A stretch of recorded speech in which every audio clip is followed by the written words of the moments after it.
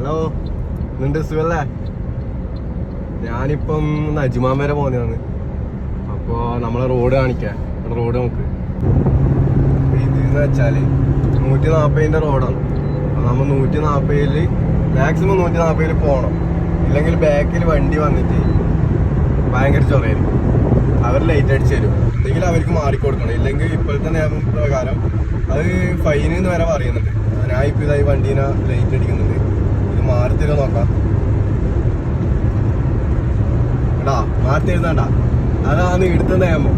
നമ്മുടെ നാട്ടിലാണെങ്കിൽ എന്താ പറയാ, നീ പോടാ ഞാൻ ഒട്ട മാറുന്നു പറയും.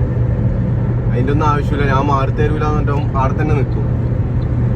അത് നമ്മളെ നാട് ഈ നാട് തമ്മിലുള്ള വ്യത്യാസം.